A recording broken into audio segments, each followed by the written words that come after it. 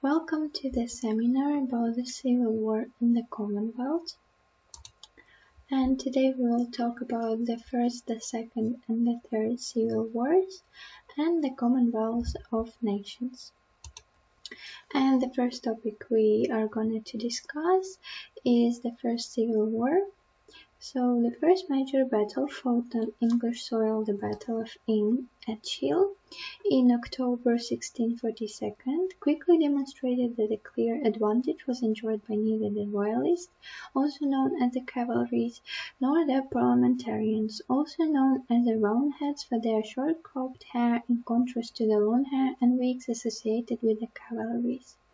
Although recruiting, equipping and supplying their armies initially proved problematic for both sides, by the end of 1642, each had armies of between 60,000 and 70,000 men in the field.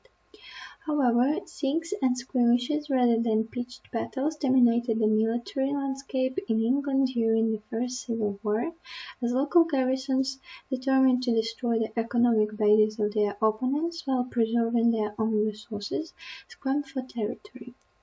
Charles, with his headquarters in Oxford, enjoyed support in the north and west of England, in Wales, and after 1643 in England.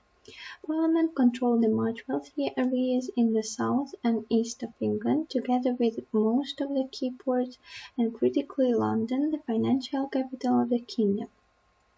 In order to win the war, Charles needed to capture London, and this was something that he consistently failed to do. Yet Charles prevented the Parliamentarians from smashing his main field army. The result was an effective military stalemate until the triumph of the Roundheads at the Battle of Marston Moor in July 2, 1644. This decisive victory deprived the king of two field armies, and equally important paved the way for the reform of the parliamentary armies with the creation of the new model army completed in April 1645. Thus, by 1645, Parliament had created a centralized standing army with central funding and central direction.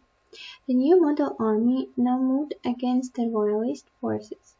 Their closely fought victory at the Battle of Naseby in June 14, 1645, proved the turning point of parliamentary fortunes and marked the beginning of a string of stunning success. Langford, Rawdon Heath, and Anna Moore that eventually forced the king to surrender to the Scots and Newark on May 5, 1646.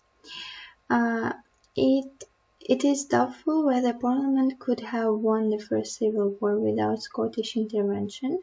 Royalist success in England in the spring and early summer of 1643, combined with the prospect of aid from Ireland from the king, prompted the Scottish governors to sign a political, military and religious alliance, the Solemn League and Covenant, in September 25, 1643, with the English parliamentations. Desperate to protect their revolution at home, the Covenants insisted upon the establishment of Presbyterianism in England, and in return agreed to send an army of 21,000 men to serve there. These troops played a critical role at Marston Moor, with the Covenanting general David Leslie briefly replacing a wounded Oliver Cromwell in the midst of the action. For his part, Charles looked to Ireland for support.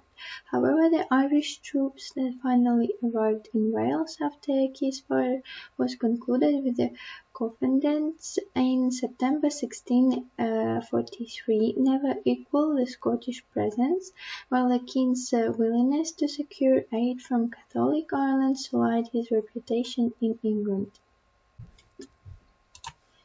The second topic we are discussing is the Second and the Third Civil Wars. Although the Scottish Covenanters had made a significant contribution to Parliament's victory in the First English Civil War, during the Second and Third English Civil Wars they supported the king. On December 26, 1647, Charles signed an agreement known as the Engagement with a number of leading Covenanters. In return for the establishment of Presbyterianism in England for a period of 3 years, the Scots promised to join forces with the English royalists and restore the king to his throne. Early in July 1648, a Scottish force invaded England, but the Parliamentary army routed it at the Battle of Preston in August 17. The execution of Charles I in January 1649 merely served to galvanize Scottish and Irish support for the king's son, Charles II, who was crowned King of the Scots at Scone near Perth on January 1651. Ultimately, the defeat of a combined force of Irish royalists and Confederates at the hands of English parliamentarians after August 1649 prevented the Irishmen from serving alongside their Scottish and English allies in the Third English Civil War.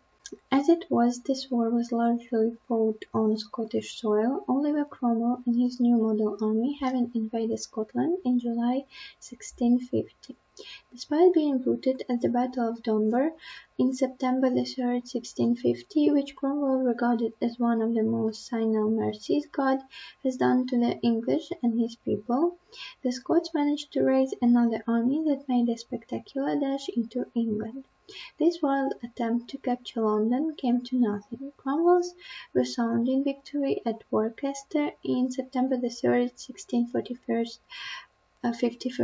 and Charles II's subsequent flight to France not only gave Cromwell control over England but also effectively ended the wars of and the wars in the three kingdoms. And the last topic is the Commonwealth of Nations. Over time, different countries of the British Empire gained different levels of freedom from Britain. Semi-independent countries were called dominions. Leaders of the dominions attended conferences with Britain from 1887. The 1926 Imperial Conference was attended by the leaders of Australia, Canada, India, the Irish Free States, Newfoundland, New Zealand, and South Africa.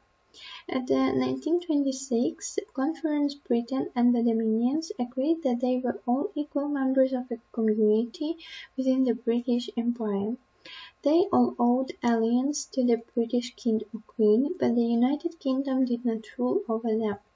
This community was called the British Commonwealth of Nations, or just the Commonwealth. That's all for me. Thank you for your attention.